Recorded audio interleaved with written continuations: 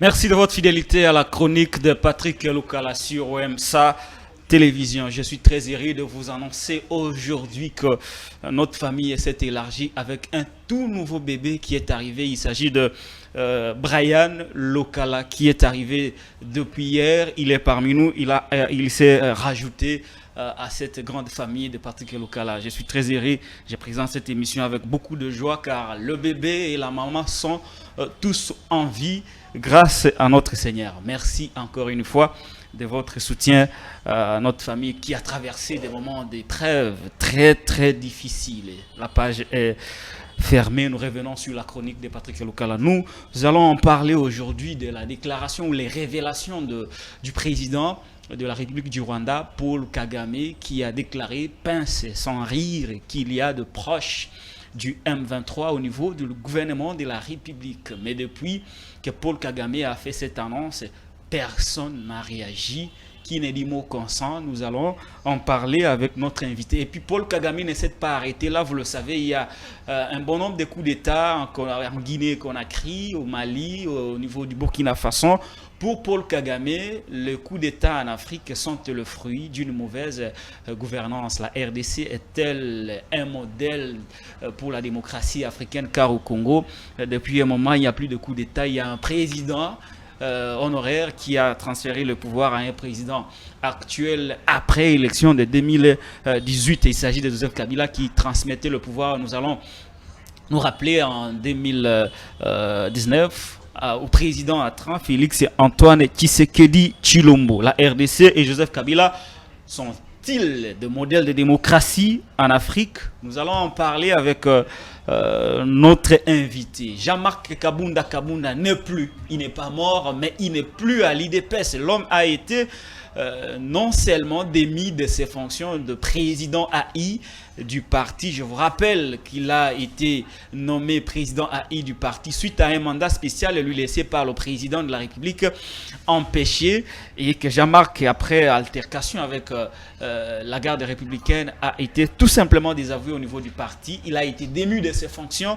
Par conséquent, il a été par la suite radié définitivement de l'IDPS. Nous allons en parler avec notre invité, tenter de savoir si toutes ces déclarations d'attachement et d'adhésion ou de loyauté au président de la République impliquent une nouvelle reconfiguration de l'Union sacrée, cette vision du président de la République. Nous en parlerons avec notre invité. Et si nous aurons un peu plus de temps, nous allons y revenir sur cette expression Mboka Ekufa, prononcée par le président de la République lors de son périple dans l'espace Grand Kasaï, plus précisément dans la province du Sankuru, où il a déclaré que Mboka Ekufa et Loko Yakoboma et Zali Soussouté. Martin Fayoulou a répliqué en définitive après tout un temps de réactions enregistrées non seulement au niveau de la classe politique mais aussi sur les réseaux sociaux. Nous en parlerons aujourd'hui avec notre invité. Encore une fois, bienvenue dans cette chronique de Patrick Lukala.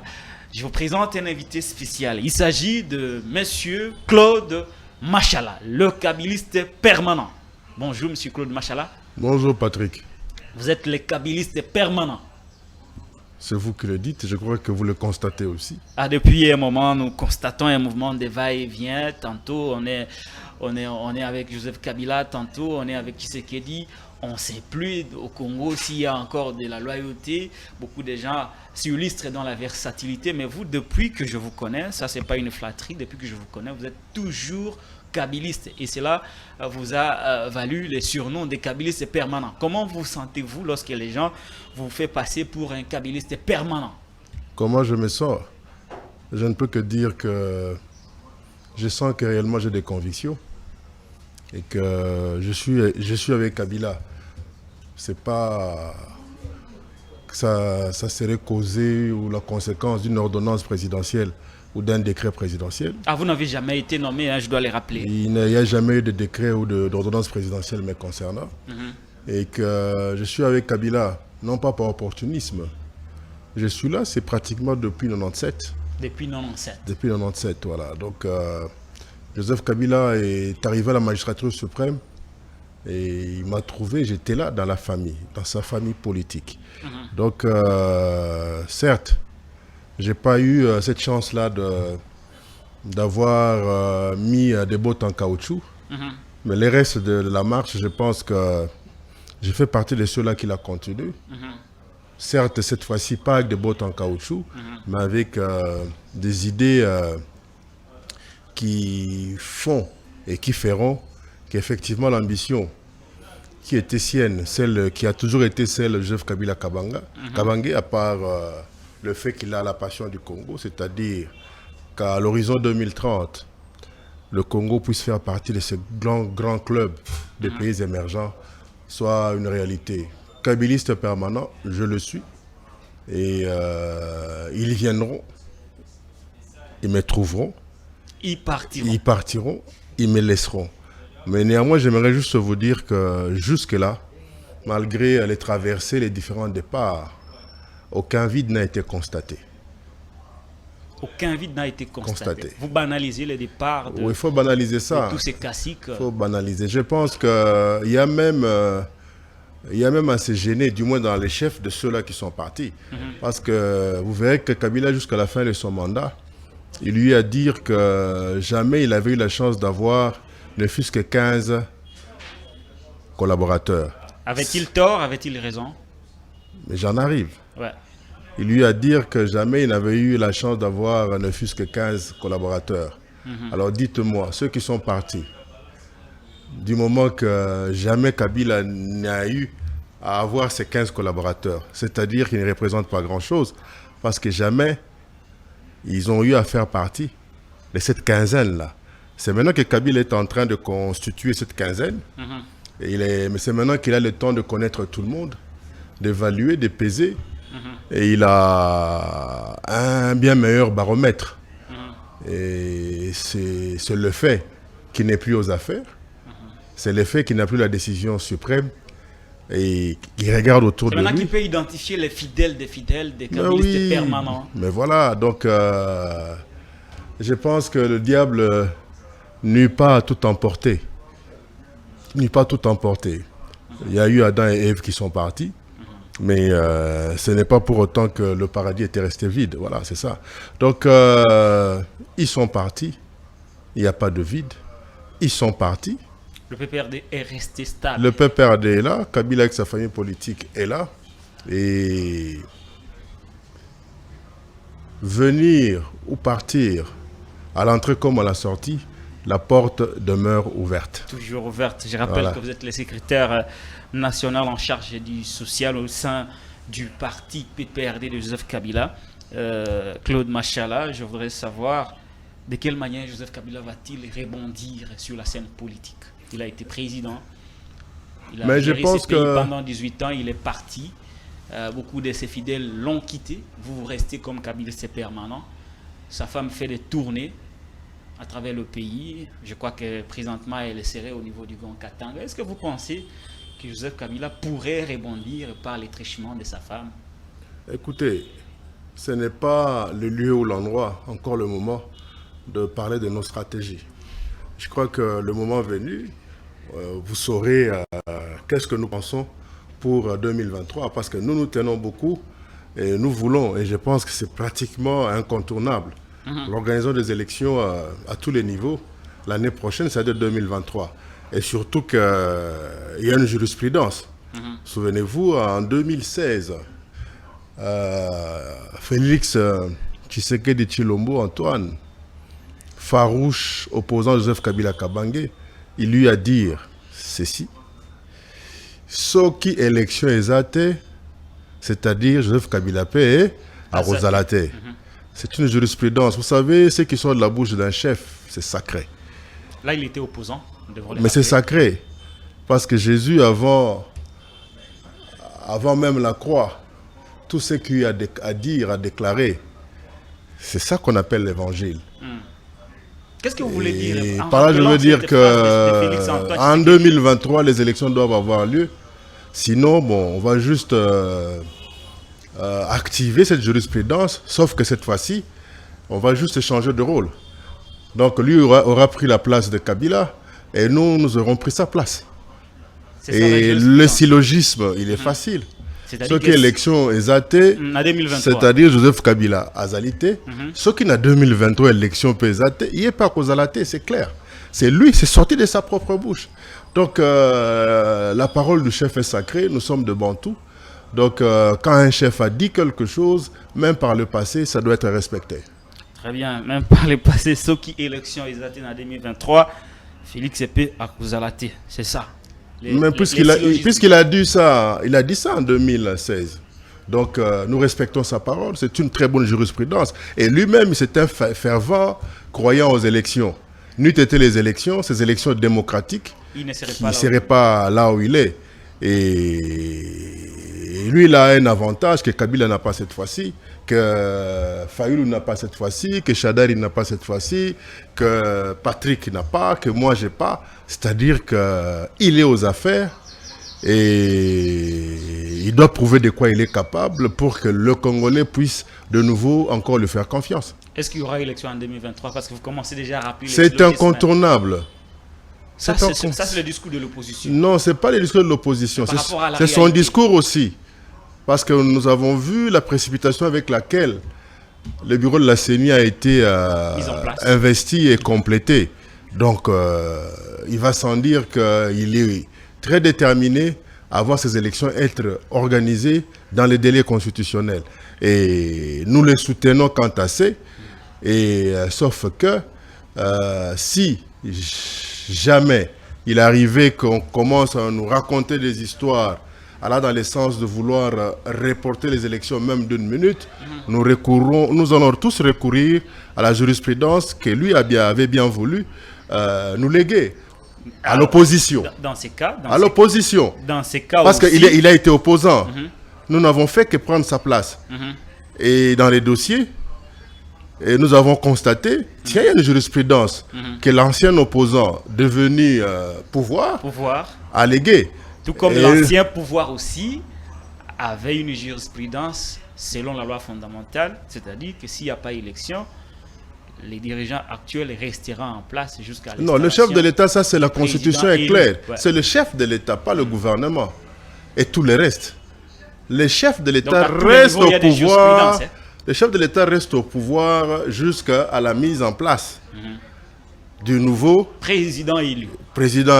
Donc lui, il est là, il n'est pas concerné. Nous parlons élection. Donc si jamais il n'y a pas élection, tout devra être revu. Et comme cela a été le cas à l'époque de Kabila, on a vu ce qu'il y a eu. Et puis voilà, il y a eu les Badibanga, il y a eu les Chibala. Non, ça c'était une vaste blague, ça. Il y a eu les Chibala, etc. C'est ça. Ok, très bien. Alors, est-ce que le PPRD va aligner de candidats à tous les niveaux aux élections 2023? Je pense que jusqu'au moment où nous parlons, le PPRD, en tant que parti politique, n'a pas déroger, ne souhaiterait pas déroger à la définition de ce qu'est un parti politique. Vous savez qu'un parti politique, c'est un regroupement d'individus, de personnes autour d'une idéologie, de démarche politique pour la conquête du pouvoir, son exercice et sa conservation. Nous avons eu à le conquérir pas plus de 2 fois, à l'exercer jusqu'à le conserver pendant autant de temps. Et notre intention, c'est de le reconquérir cette fois-ci avec tout ce que nous avons appris, et de nos erreurs, et des erreurs des autres, et pour que nous arrivions à nous raffermir assez dans sa conservation le plus longtemps possible, c'est ça. Très bien, alors merci beaucoup Claude Machala. Seriez-vous candidat aux élections 2023? Vous savez, moi je suis un kabiliste très discipliné, c'est à mon parti de décider. Donc il y a toute une organisation. Quant à ça, il y aura le congrès et c'est au parti de décider. Donc, il y a un critérium. Nous n'allons pas anticiper de peur d'ouvrir la brèche à une sorte d'usurpation, si pas d'anarchie. Non. Vous nourrissez quand même l'ambition. Mais l'ambition est naturelle. À mon âge, vous pensez que quoi? Je vais continuer à rester dans les gradins. Je rêve aussi d'être là, à la tribune, comme tout le monde. C'est naturel, c'est mon droit. N'allez pas jusqu'à croire que je n'aurai pour droit que mes devoirs. Non, j'ai aussi des droits. Qu'est-ce que vous avez à faire avec le poste, par exemple, des députés, d'autant plus que vous avez tout dans la vie, tout ce qu'un homme a besoin, vous l'avez.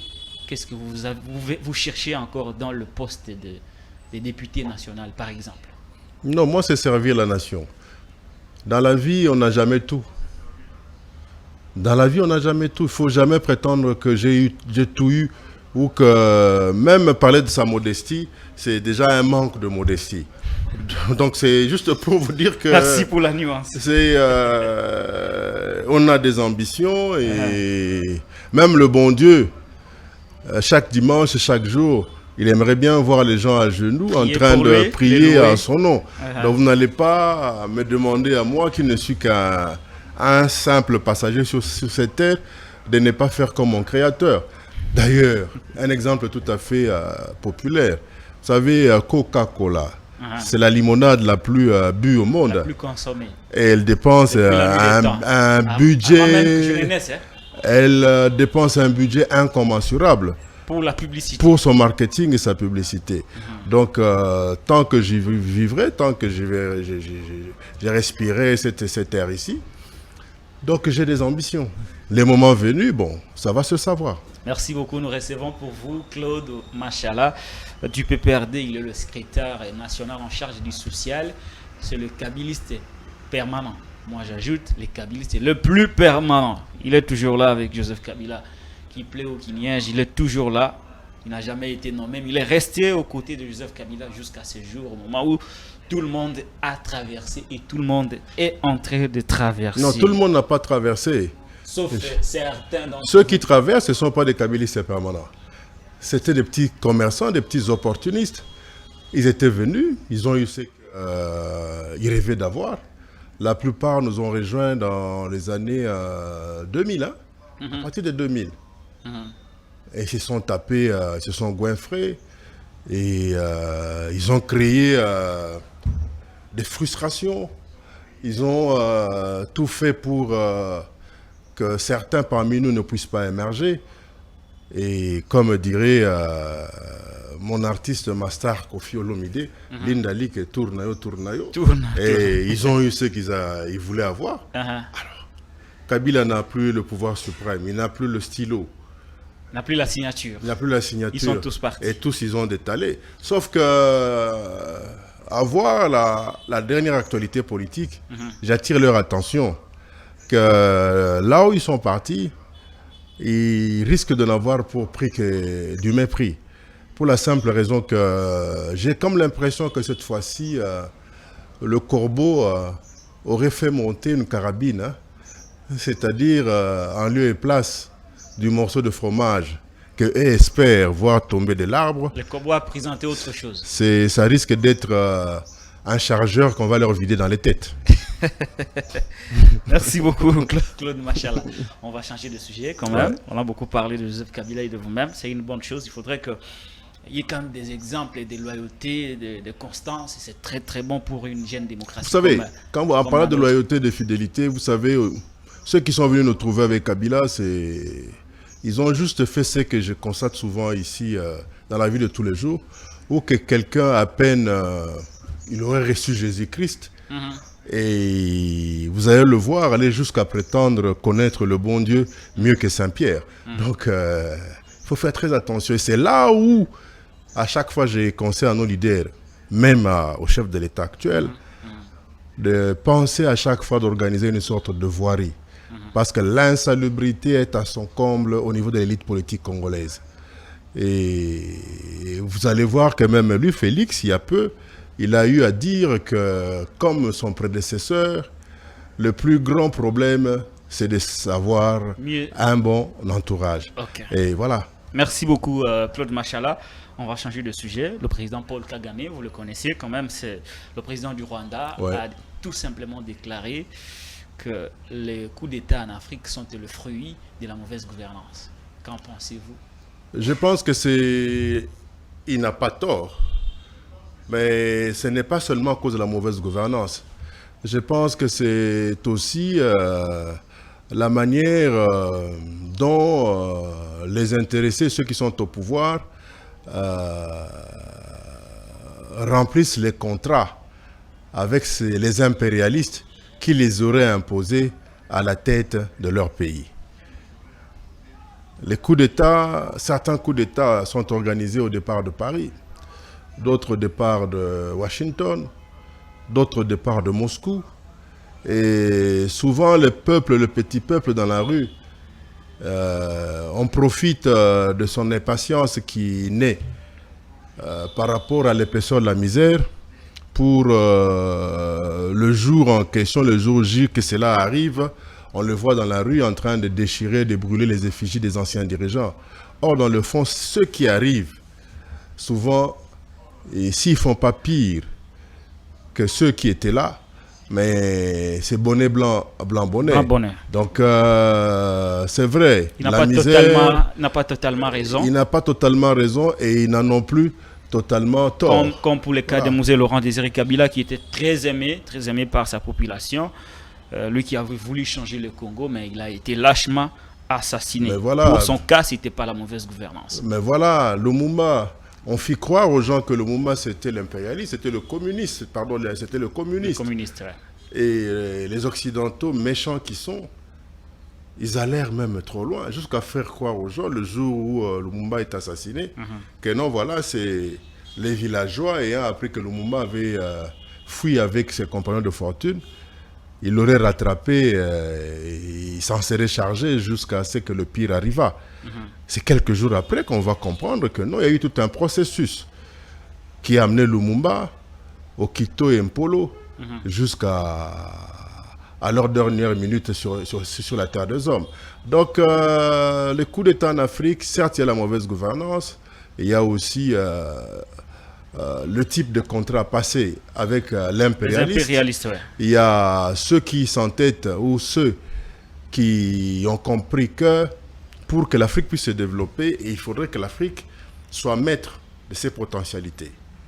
On ne va pas continuer à avoir, par exemple, le cuivre ici, n'être pas à même de le raffiner et attendre que les prix, le cours du cuivre soient fixés par d'autres personnes. Imaginez à l'époque du conflit qu'il y avait eu entre la Belgique et le Zaïre d'antan. Et vous allez voir que quand il y a eu la mission conduite par Maître Nimi, fait professeur Pinga et Maître Kamanda Wakamanda, on nous révéla quelque chose de très important, que le cuivre produit au Katanga était raffiné à Hoboken en Belgique, et qui avait des métaux dérivés, dont l'or, etc., le coltan, ainsi de suite. Et pendant toutes ces années-là, ces métaux dérivés du raffinement du cuivre n'apparaissaient dans aucune statistique. Donc, imaginez-vous l'immensité incommensurable des recettes que la Belgique se serait fait sur le dos. Et quand vous changez, par exemple, le code minier, voilà, Kabila diabolisé.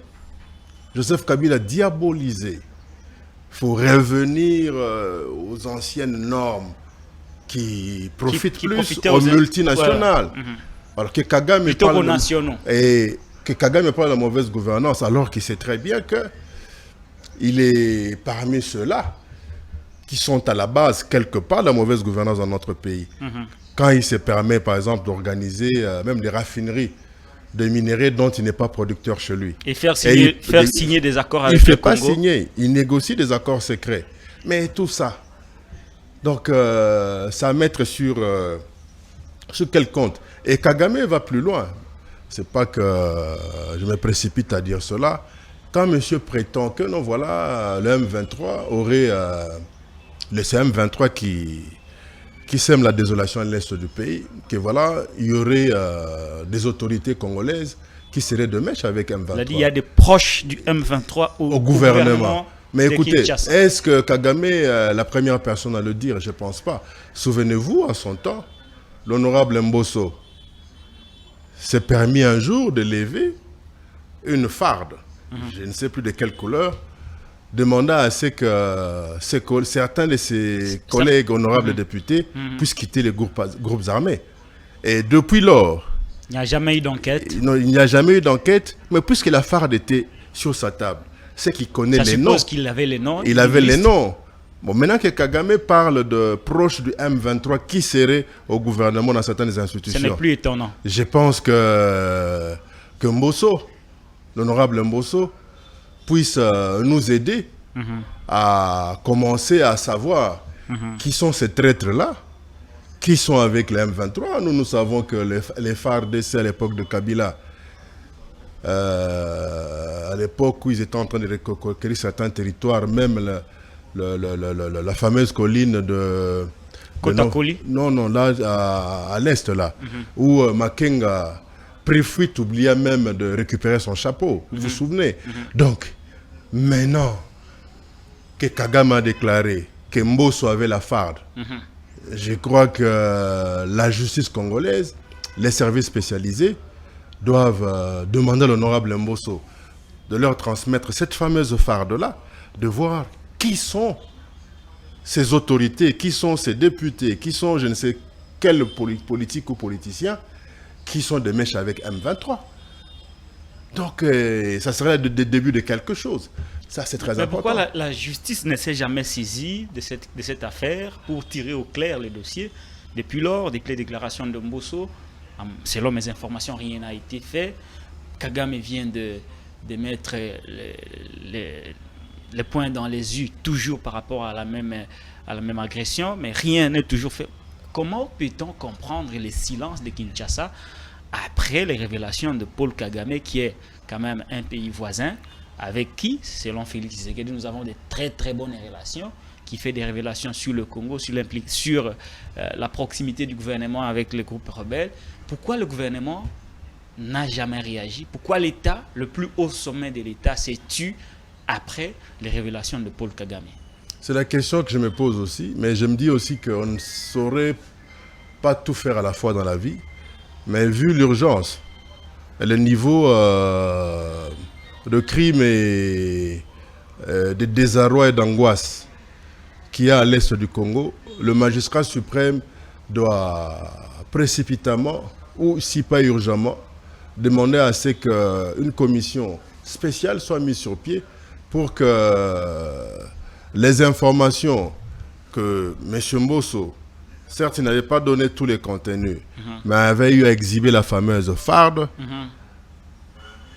soient connues de ceux-là qui sont censés aider le magistrat suprême à garantir à chaque Congolais le bien-être, la sécurité.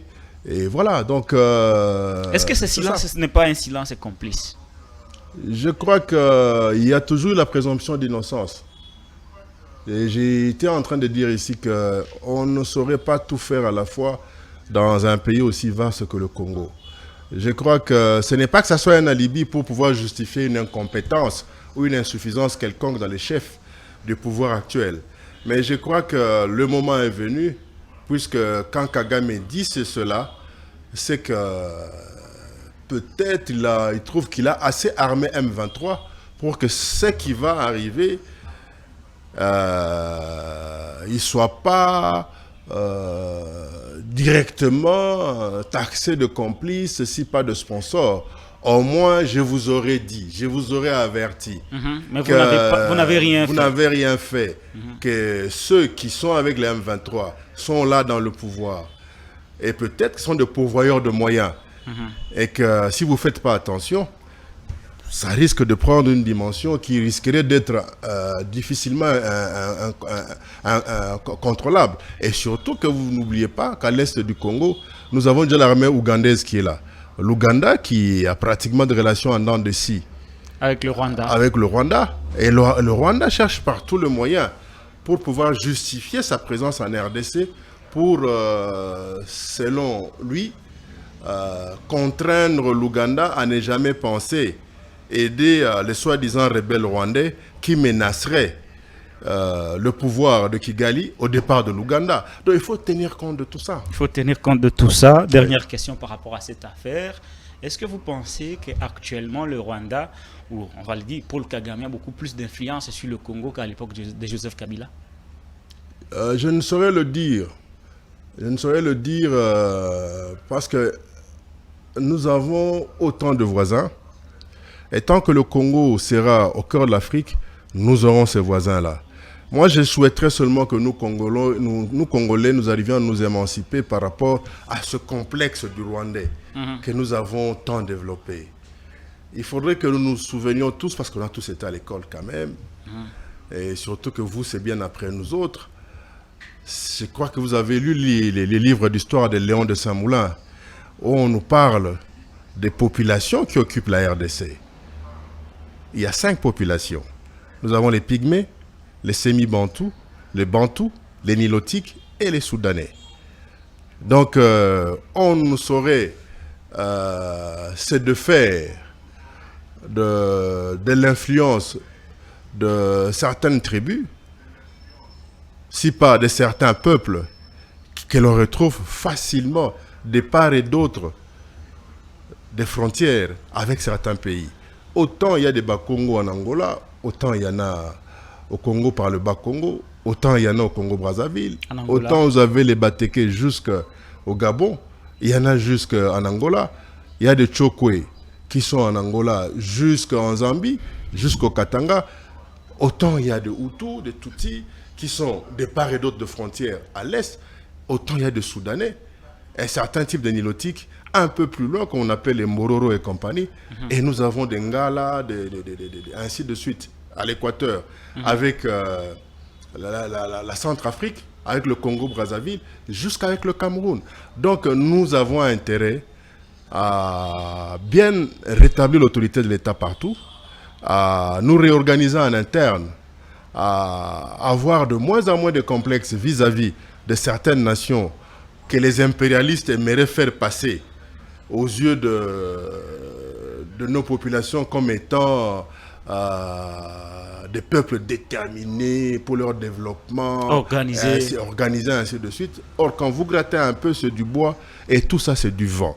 Juste pour pouvoir justifier leur présence dans la région, dans la sous-région, pour continuer à soutirer nos matières premières qui, au jour d'aujourd'hui, constitueraient un avenir probant et sûr pour ces grands pays, ces grandes puissances du monde, c'est ça. Voilà, on va changer de sujet, on va prendre un autre sujet, c'est à Bantoropu, hein, machallah. Ne vous en faites pas, on va ramasser toute l'actualité de la dernière semaine. L'honorable Jama Kabounda Kaboun, il est vrai qu'il fut de l'IDPS, il a été démis de ses fonctions pour tout ce que nous connaissons, altercation avec la garde républicaine, des déclarations, l'annonce de sa démission, puis on l'a démis de ses fonctions, et puis il a été radié. Mais peu avant cela, nous avons quand même assisté à une sorte de levée de bouclier par rapport aux déclarations de soutien et d'attachement au président de la République. Est-ce que vous pensez que nous tendons vers la réconfiguration de l'Union sacrée et qu'on va sans doute venir encore pêcher au PPRD pour récupérer un peu d'autres cabinets, ce qui ne serait pas permanent comme vous? Mais moi je pense que c'est de la diversion. D'abord, commencer par le groupe qui s'amuse à chaque moment à renouveler sa fidélité, sa loyauté à une certaine autorité morale. Vous savez, kabiliste que nous sommes... C'est vous qui avez inventé la théorie de l'autorité morale, hein? Et c'est un terme politique, ce n'est pas une invention aussi originale, ne vous en faites pas. Le phénomène avait plus de l'ampleur à votre époque. Peut-être ça.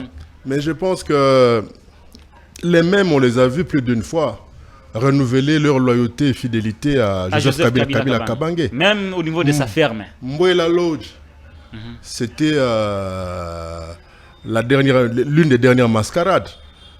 Kingakati, n'en parlons pas. C'est des gens qui allaient matin, midi, soir, au point même d'être devenus familiers à quelques animaux sauvages qui habitent. Hein? Il y avait un lion qui est un léopard, qui est un crocodile, qui facilement savait reconnaître un mende, un bahati, ainsi de suite, à force de le voir venir matin, midi, soir. Donc, au jour d'aujourd'hui, même ces animaux-là se disent, mais tiens, autant être animal, autant être demeuré animal que rêver d'être être humain et se comporter de la sorte. Vous dites que ces animaux sont plus loyaux envers Kabila que tous ces faucons, vos anciens amis. Mais voilà, je pense qu'ils ont fait ce qu'ils ont fait, ils ont prétendu être loyaux et au jour d'aujourd'hui, ils sont là où ils sont. Ce que ce serait passé à l'UDPS, c'est la cuisine interne.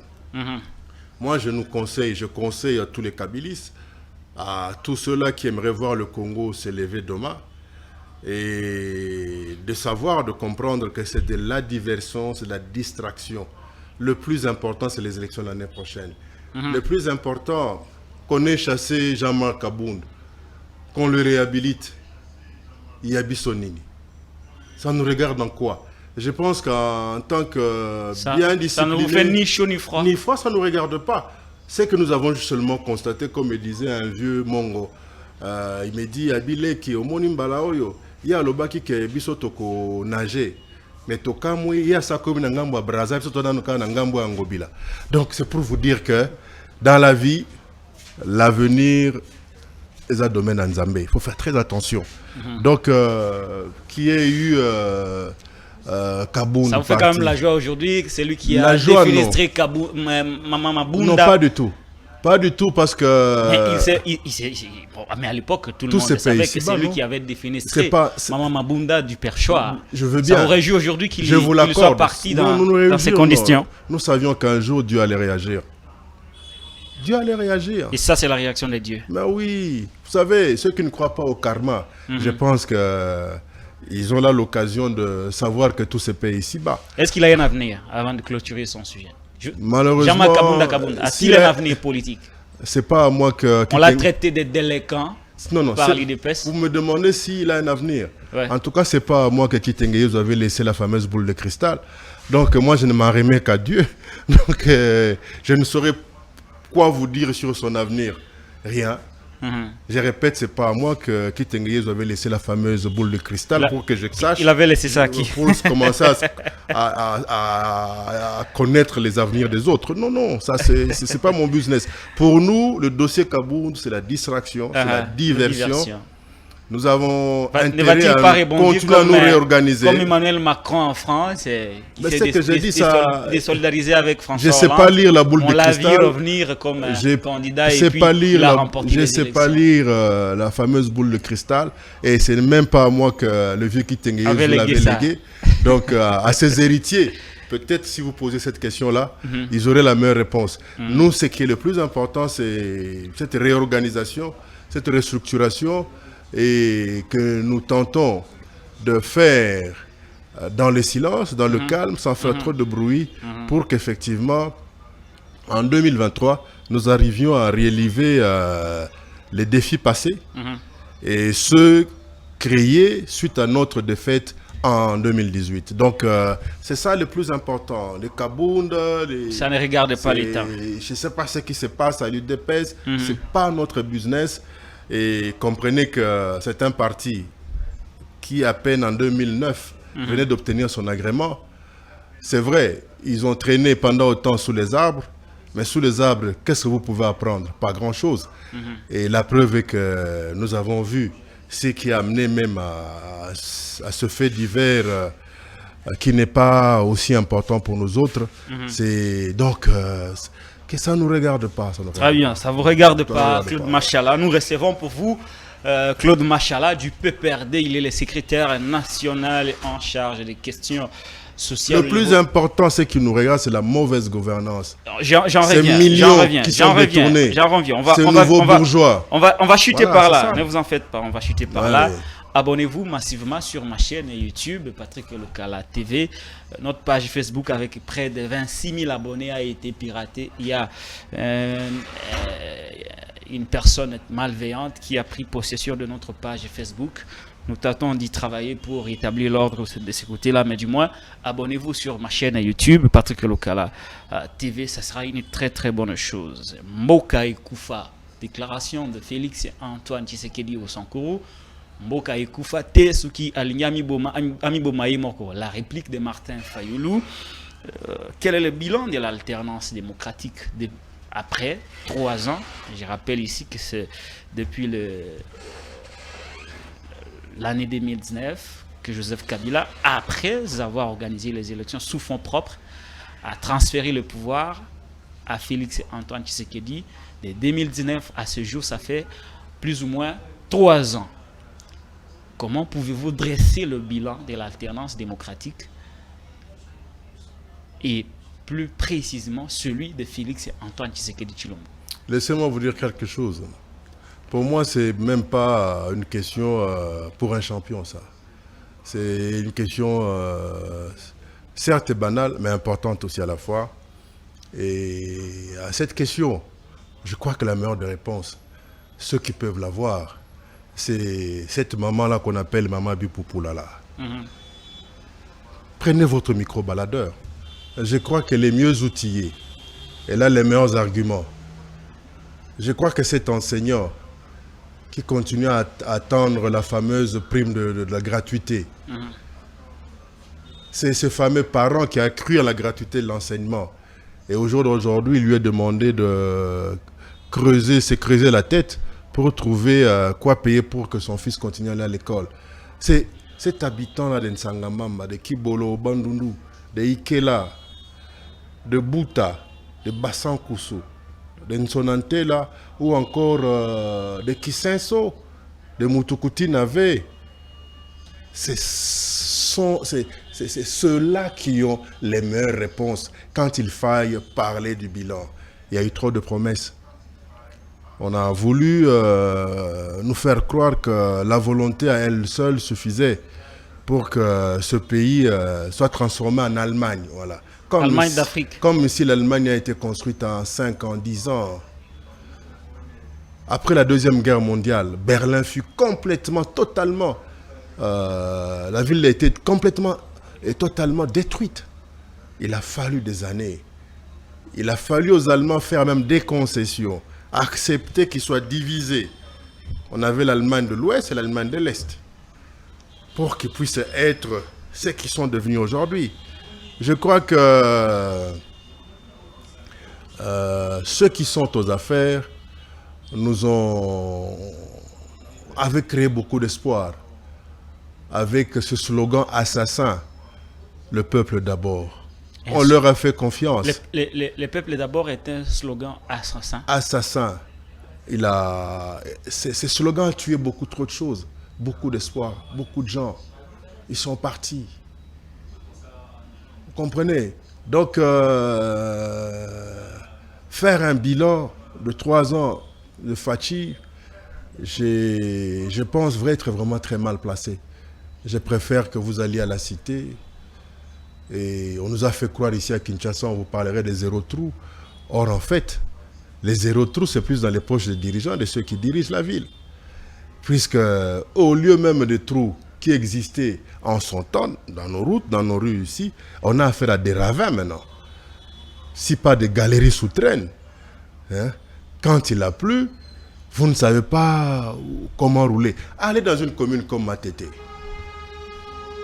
De plus en plus, Matete, certains quartiers vont bientôt être enclavés. La commune de Lemba, Mongafula, disons, le quartier Ngafani à Selembao. Mais je pense que vous croirez dans le polygone de la Miba. Donc moi, je pense que... Vous donnez raison à Félix qui a dit que Mboka Ikufa. Mboka Ikufite, dirigeant de Bakufa. Dirigeant de Bakufa. Donc, nous naviguons en volo. C'est sans boussole. C'est au gré des humeurs de ceux qui nous gouvernent. Mais il y a quand même les programmes 100 jours, il y a le programme Tile-Gelou, il y a le programme 145 territoires. Vous savez, je préfère... ça, vous pensez que... Non, vous savez, souvent les idées, c'est pas qu'elles soient mauvaises. Sont-elles opportunes? Moi, je pense que de toutes les idées que l'on a sorties jusque-là, les 145 territoires, là, ça vaut la peine. Certes, on a même dit qu'il y a de l'argent déjà disposé pour ça. Mais ce comité de pilotage, va-t-il encore être constitué de ceux-là même qui ont été à la base de tous ces scandales financiers? Puisque le projet 100 jours, on nous a parlé de plus de 400 millions de dollars. Et nous savons tous que Kamere s'est retrouvé en prison pour moins de 100 millions. Et le reste d'argent. 56 millions de dollars. Et le reste d'argent. Il n'y a jamais eu d'audit. Il n'y a rien eu. Ce qui se passe dans la ville de Kinshasa, c'est scandaleux. L'IGF ne dit rien. Et c'est à peine que le chef de l'État lui-même, de temps à autre, quand il passe quelque part, il doit se servir de son téléphone pour directement appeler les entreprises, aussi pas les ministères intéressés, pour pouvoir agir. Mais et finalement, ces collaborateurs servent à quoi? Mais on le voit dans toutes les belles jeeps du monde. On le voit chaque week-end en train de se taper des orgies. Donc je crois que... Pour vous, le pays n'est pas dirigé, le pays n'a pas de vision. Félix n'a pas de vision. La vision pour gouverner le les pays. visions à elles seules ne suffisent pas. Lui-même, il a eu à dire qu'il commence à avoir le même problème que son prédécesseur. Que faut-il C'est faire? lui des collaborateurs. Ouais. Voilà. Que faut-il faire? Il ne C'est-à-dire suffit pas seulement que- de critiquer aussi. Hein. Il faut... Que faudrait-il faire? Je Oui. crois que nous avons été aux affaires. Nous Vous l'avez avons, pas aidé. nous avons appris... Pendant la S'il coalition vous plaît, FCC nous avons... Cash, Ouais. vous l'avez bloqué, vous l'avez saboté, vous l'avez humilié. Et qui a bloqué les 100 jours? Et qui a bouffé l'argent de Tchilégelou? Qui a bouffé l'argent de le jeu de la francophonie? C'est le FCC. Le FCC. Qui a bouffé, qui a fait. Moi, je pense que de nous autres, le pouvoir actuel, c'est-à-dire Fachi, a hérité pas mal de bonnes choses. La preuve est qu'aujourd'hui, lundi, il est allé poser la première pierre pour la construction du fameux port en eau profonde à Banana. Ça, Et c'est dire l'œuvre des kabylistes. Non, mais d'abord, c'est un vieux projet avant même que... Pourquoi tout ce que, S'il vous plaît, Fachi je fait, peux c'est parler. tout dans l'actif de Joseph Non, Kabila? je peux parler. J'ai pas dit ça. Ouais. Ça, c'est vous qui voulez me mettre ça dans la bouche. Vous m'avez même pas laissé parler. Allez-y. je vous laisse Voilà, la vous liberté. savez, en Exprimez-vous. 1985, les Kabila n'étaient pas au pouvoir. Vous n'étiez peut-être pas encore né. Ouais, pas encore. Hein? Je dois l'affirmer. Il y a eu une conférence d'intégration économico-industrielle ici, organisée par le chef de l'État d'antan, le maréchal du Zaïre, Mobutu Sese Seko. Et là-dedans, vous allez voir des énigmes du genre où, à l'époque, on nous fit comprendre que tout le pétrole de Mwanda, l'argent, les recettes allaient dans les poches de Mobutu.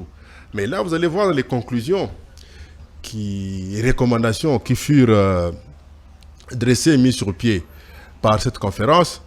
On nous dit, par exemple, de tous ces contrats léonais qui furent signés entre le gouvernement belge et certaines multinationales américaines comme Texaco pour Mwanda. Le port en eau profonde, ce fut un dossier déjà à l'époque des Belges. Un vieux dossier. Hein. Un vieux dossier. Mobutu est arrivé, bon, il y avait les intérêts américano-français qui étaient en jeu. Et Joseph Kabila trouve que le dossier est assez épais pour qu'il soit bien étudié. Et vous allez voir, à l'époque, il y avait le vice-premier ministre et ministre du Transport, José Makila Soumanda. Il a eu à faire un très grand travail sur ce projet de port en eau profonde. Et certes, au jour d'aujourd'hui, il y a la continuité de l'État. Fachi arrive au pouvoir, il y a eu des amendements, certaines petites clauses qui ont été revues.